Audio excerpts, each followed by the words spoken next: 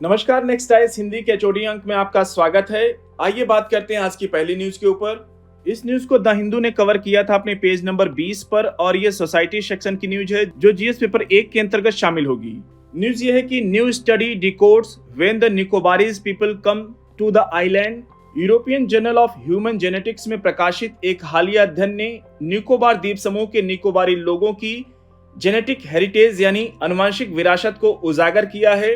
शोधकर्ताओं ने south and south east Asia यानी दक्षिण और दक्षिण पूर्व एशिया के 1559 व्यक्तियों के आनुवंशिक डेटा का एनालिसिस यानी विश्लेषण किया और पाया कि निकोबारी दक्षिण पूर्व एशियाई समूहों विशेष रूप से लाओस, थाईलैंड के हातिनमल समुदाय से निकटता से जुड़े हुए हैं।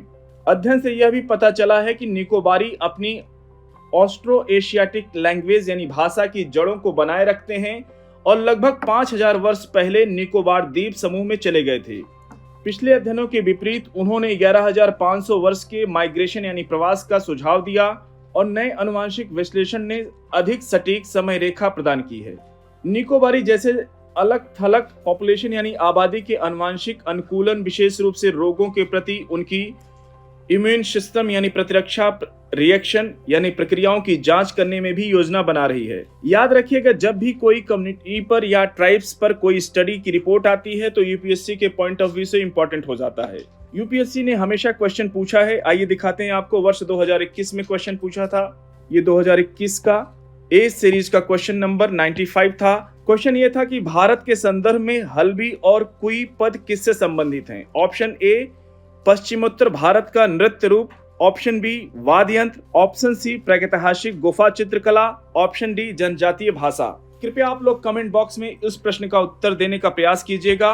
कल के अंक में पूछे गए प्रश्न को अटेम्प्ट करने में आप लोगों ने काफी रुचि दिखाई है। बहुत अच्छा सराहनीय प्रयास किया है। कृपया आप लोग इसी तरह अपना एफर्ट जारी रखिए क्योंकि इसमें बेनिफिट आपका ही होने वाला है। अगली न्यूज की ओर बढ़ेंगे। इस न्यूज को द हिंदू ने कवर किया था अपने पेज नंबर 20 पर। एनवायरमेंट सेक्शन की न्यूज है जो जीएस पेपर 3 के अंतर्गत शामिल होगी।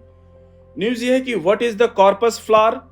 दुर्लभ लाश का फूल ऑस्ट्रेलिया के सिडनी में 1 दशक से अधिक समय में पहली बार खिला है। उसी दिन न्यूयॉर्क में भी ऐसा ही एक फूल खिला। सड़ते हुए मांस जैसी दुर्गंध उत्सर्जित करने के लिए जाने जाने वाला यह फूल परागण के लिए सड़े हुए कीटों को अट्रैक्ट यानी आकर्षित करता है। सिडनी का फूल जिसका नाम पुट्रिशिया है, इस नाम को याद रखिएगा, क्वेश्चन पूछ सकता है यूपीएससी। और न्यूयॉर्क का फूल जिसका नाम स्मेलियोट, दोनों एमोफेलस प्रजातियां हैं। इनकी प्रजाति को याद रखिएगा। ये बड़े फूल कभी कभार ही खिलते हैं, केवल 1 दिन तक ही चलते हैं, इसलिए ये चर्चा में है। रात में इनकी फ्रेग्रेंस यानी गंध सबसे अधिक होती है और इसे सैकड़ों मीटर दूर से भी महसूस किया जा सकता है। आपने भारत में देखा होगा इसी तरीके से रात रानी का एक फूल होता है, रात में खिलता है और उसकी सुगंध काफी दूर तक रहती है। उसी प्रजाति का मिलता जुलता ये भी है।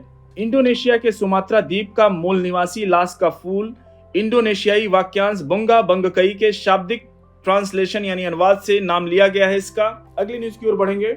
इस न्यूज को इंडियन एक्सप्रेस ने कवर किया था अपने पेज नंबर 1 पर और ये गवर्नेंस सेक्शन की न्यूज है जो जीएस पेपर 2 के अंतर्गत शामिल होगी। न्यूज ये है कि sharp gains in reading and maths learning level in schools across state since Covid slump. असर यानी annual status of education report 2024 Covid के बाद बच्चों की पढ़ाई में सुधार को दिखाती है ये रिपोर्ट। और जैसा कि हम सब जानते हैं, असर रिपोर्ट को प्रथम नामक एक एनजीओ निकालती है, नॉन गवर्नमेंट ऑर्गेनाइजेशन है, वो संस्था निकालती है, असर रिपोर्ट को निकालती है। असर रिपोर्ट इंपॉर्टेंट है ना केवल प्रीलिम्स के लिए बल्कि मेंस एग्जामिनेशन के लिए। जब भी चर्चा में होती है वो इंपॉर्टेंट हो जाती है। अब बात करते हैं इसके मुख्य निष्कर्षों में क्या शामिल किया गया है। देखिए, अगर रीडिंग लेवल्स की बात करें पढ़ने के स्तर में तो कक्षा 3 के सरकारी स्कूल के 23.4% छात्र कक्षा 2 की पाठ्य पुस्तक पढ़ सकते हैं, जो वर्ष 2022 में केवल 16.3% ही था। सुधार आप देख सकते हैं, कहां 16.3% और कहां अब 23.4%। इसकी सुधार को आप देख सकते हैं, काफी बड़ी वृद्धि को दिखा रहा है। स्कूलों में कुल पढ़ने के स्तर बढ़कर 27.1% हो गया है, जो महामारी से पहले के स्तर के करीब है। अब बात करें कि अर्थमेटिक स्किल्स यानी अंक गणितीय कौशल की, तो कक्षा 3 के 33.7% छात्र सबट्रैक्शन यानी घटाना कर सकते हैं, जो वर्ष 2022 में केवल 25.9% छात्र ही कर पाते थे, अब इनकी संख्या हो गई है 33.7%। ये भी वृद्धि दिखाता है, कहाँ पहले 25.9 कर पाते थे, अब कर रहे हैं 33.7%। ये कुल मिला के रिपोर्ट बहुत आशावादी रिपोर्ट आई है। इससे सरकार को बल मिलेगा कि अगर सरकार के द्वारा जो एफर्ट्स किए जा रहे हैं बच्चों की शिक्षा के क्षेत्र में, वो कहीं ना कहीं रंग ला रहे हैं। और इन बिंदुओं को अगर आप मेंस में पूछे गए प्रश्नों के उत्तर में आप इन फैक्ट को कोट करते हैं, आपको निश्चित रूप से अच्छा मार्क्स मिलेगा। इसलिए ये सारे पॉइंट आपके लिए इंपॉर्टेंट होंगे, इनको अच्छी तरीके से कवर कीजिएगा। अगर आप बात करें कि स्टेट वाइज इंप्रूवमेंट्स यानी राज्यवार क्या सुधार हुआ है, तो राज्यवार की सुधार की बात करें तो हरियाणा, महाराष्ट्र, ओडिशा, उत्तर प्रदेश में पढ़ने के स्तर में उल्लेखनीय वृद्धि देखी गई। उत्तर प्रदेश में 15 अंकों की वृद्धि देखी गई है। अगर इनको हम मैप पे लोकेशन इनको देख पाएं तो ये आप देख सकते हैं, हरियाणा में अच्छा सुधार हुआ है, हरियाणा को दिखाइएगा। उत्तर प्रदेश में 15 अंकों की वृद्धि हुई है, महाराष्ट्र में वृद्धि हुई है, इसको याद रखिएगा, ओडिशा में वृद्धि हुई है।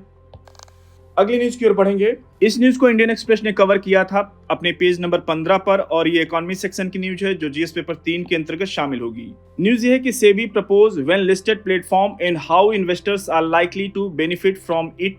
सेबी यानी security exchange board of India, जैसा कि हम सब जानते हैं कैपिटल मार्केट का रेगुलेटिंग बॉडी है सेबी। सेबी ने आईपीओ यानी इनिशियल पब्लिक ऑफर होने और आधिकारिक लिस्टिंग के बीच शेयरों के ट्रेड यानी ट्रेडिंग ऑफ शेयर्स की अनुमति देने के लिए जब सूचीबद्ध प्लेटफॉर्म शुरू करने की योजना बनाई गई है, जिसका उद्देश्य अनियमित ग्रे मार्केट ट्रेडिंग को कम करना है। अब बात करते हैं कि ग्रे मार्केट ट्रेडिंग होता क्या है। देखिए, जब भी कोई कंपनी मान लीजिए स्टार्टिंग में अपना शेयर जारी करती है पब्लिक के लिए, उसको बोला जाता है इनिशियल पब्लिक ऑफर, आईपीओ। अगर टाटा कंपनी ने उदाहरण के रूप में बात करते हैं कि शुरुआत में आईपीओ अपने एक शेयर की कीमत 35 रुपए रखी है।